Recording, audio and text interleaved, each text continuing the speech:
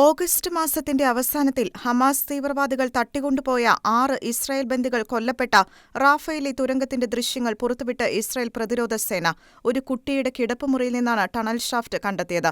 ഇത് 20 metre താഴ്ചയിലേക്ക് നീളുകയും 120 metre നീളമുള്ള തുരങ്കവുമായി ബന്ധിപ്പിക്കുകയും ചെയ്യുന്നു. ഇടുങ്ങിയ തുരങ്കത്തിന്റെ അവസാനത്തിൽ ഒരു ലോഹവാതിലുമുണ്ട്. ഇതൊരു പാസേജ് ടണലാണ്, റൂം ടണലല്ല എന്നും നിവർന്നു നിൽക്കുക അസാധ്യമാണ് എന്നും IDF വക്താവ് ഡാനിയൽ ഹഗാരി പറഞ്ഞു.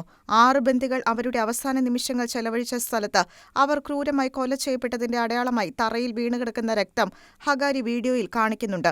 കുട്ടികളുടെ കിടപ്പുമുറികൾക്ക് താഴെ തുരങ്കങ്ങൾ നിർമ്മിക്കുകയും ബന്ദികളോടൊപ്പം ഒളിക്കുകയും ചെയ്യുന്ന തീവ്രവാദികളാൽ നിർദ്ദയം കൊല ചെയ്യപ്പെട്ട ഇസ്രായേൽ ബന്ദികളുടെ അതിദയനീയ അവസ്ഥകളെപ്പറ്റി അദ്ദേഹം വിവരിച്ചു. തെളിവുകൾ ഇപ്പോഴും വിശകലനം ചെയ്തു വരികയാണെന്നും ബന്ദികളുടെ ദീർഘകാല താമസത്തെ സൂചിപ്പിക്കുന്ന അടയാളങ്ങൾ തുരങ്കത്തിനുള്ളിൽ കണ്ടെത്തിയതായും ഹഗാരി പറഞ്ഞു.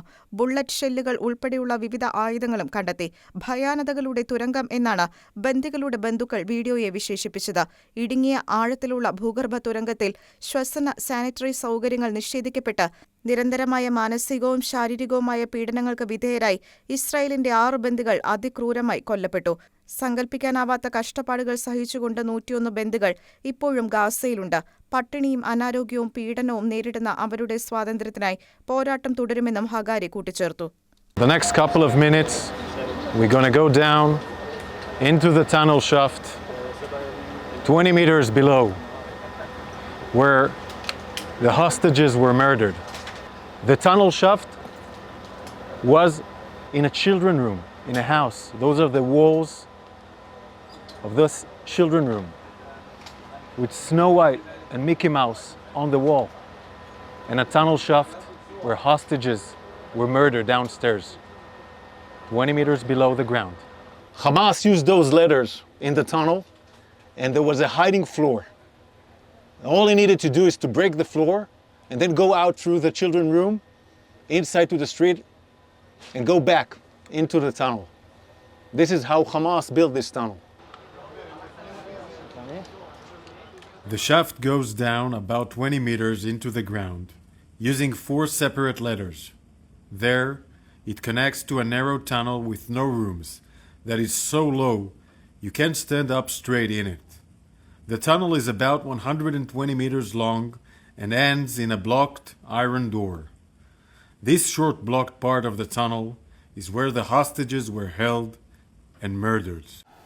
We know that between 2 to 6 terrorists were here with the hostages. We are gathering all the stuff here for forensics, for intelligence. We can see magazines, an AK-47 magazine, chargers, all used by the terrorists, Quran books, a hairbrush. We need to check who used it. But there were women here in the tunnel. This is their blood. This is the blood of Hirsch, Eden, Carmel, Uri, Almog, and Alex. They were heroes, and they were here in this tunnel for weeks or days, we will find out.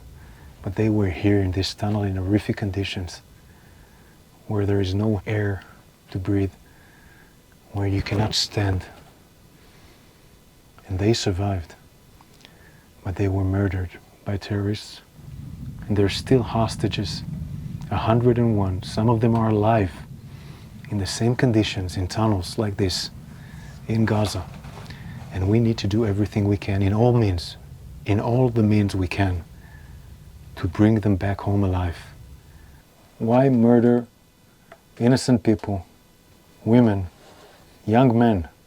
They were all in the music festival, and Carmel was at their home in the kibbutz. Why murder them in a tunnel after they survived 11 months in horrific condition?